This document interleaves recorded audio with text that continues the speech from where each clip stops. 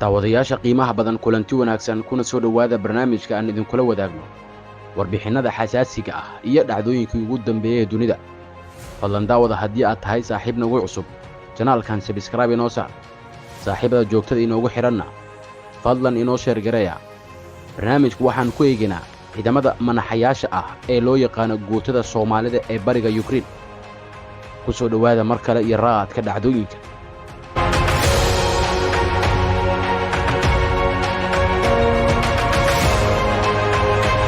waa tahay saaxiibayaal, haddii aan barnaamijka gudaha u galno, waxaa sare u kacday xiisadda ka dhex taagan dalalka kale ah Ukraine iyo Ruushka, iyadoo madaxweyne Putin uu dhowaan amar ku siiyey inay galaan ciidamadiisa laba gobol oo ka go'ay dalka Ukraine.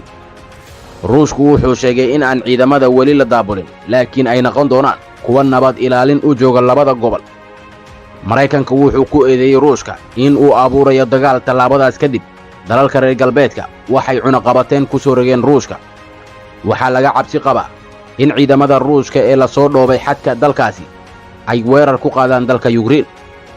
haddaba maxaan ka naqaanaa jabhadda la magac baxday guutada Soomaalida ee ka tirsan fallaagada ka jirta bariga Ukraine ee taageerada ka hela dalka Ruushka? waxaa guutadan lagu magacaabaa Somali Battalion.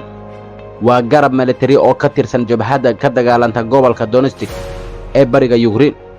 jabhaddan waxay qayb ka qaadanaysaa dagaalada haatan ka socda Donbass ee Ukraine. waxay dagaal kula jiraan ciidamada Ukraine. dhammaantood waa muwaadiniin u dhashay Ukraine oo ma jiro qof Soomaali ah oo ka tirsan, balse magacaas uun ayay la baxeen. waxaa horaan guutadan loo odhan jiray First Separate Tank Battalion Somalia. waxaa hoggaamin jiray taliye loo odhan jiray Mikhail Tostikh. waxay isugu yeedhaan kooxda manaxayaasha ah, waxaana hoggaamiyahoodii Mikhail Tostikh uu ku dhintay qarax sannadkii 2017 xilli uu ku sugnaa gobolka Donetsk. waxaana la sheegay in guutadan ay tahay mid aad u hubaysan, xitaa waxa haystaan gawaarida gaashaaman ee dagaalka, madaafiicda iyo gawaarida xamuulka ee dagaalka. dowladda Ukraine ayaa guutadan ku tilmaanta kooxo argagixiso ah oo ay baacsanayaan ciidamada dowladda, si la mid ah kooxaha kale ee ku kacsan xukuumadda ee gooni-goosadka ah. guutadan wuxuu fadhigeedu yahay gobolka Donetsk iyo Makafika. markii Ruushka uu weeraray Ukraine 2014, fallaaga uu hoosta ka taageerayo madaxweyne Putin ayaa la wareegtay dhul ballaaran oo galbeedka Ukraine ah. fallaagada ayaa muddo halkaasi kula dagaalamayay ciidamada Ukraine. inkasta oo u dhacay shirkii nabadda Minsk, haddana iska hor imaadyadu weli waa ay sii socdeen.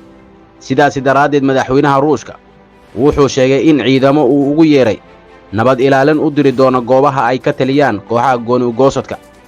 reer galbeedku waxay u arkaan arrinkaasi mid aan micno lahayn, oo Moscow ay doonayso inay dhul ku qabsato kuna duusho waddan ay ku nool yihiin 44 milyan oo dad ah oo daris la ah midowda Yurub. bilowgii waxaa jiray warar sheegayay taangiye soo gaaraya gobolka Donetsk ee ay maamulaan gooni-goosadku. sawirada satellite-kuna waxay muujinayaan ciidamo Ruush ah oo ku sii siqaya meel u jirta xuduudda dalka Ukraine 15 ilaa 30 kiiloomitir.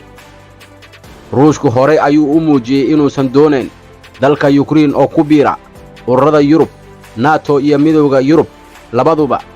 hadda Putin waxa uu leeyahay Ukraine waa dawlad ay Yurub hagto oo aan danaheeda ka fikirin. dalabkiisa ugu weyn ayaa ah in reer galbeedku damaanad qaadaan in Ukraine aysan ku biiraynin NATO.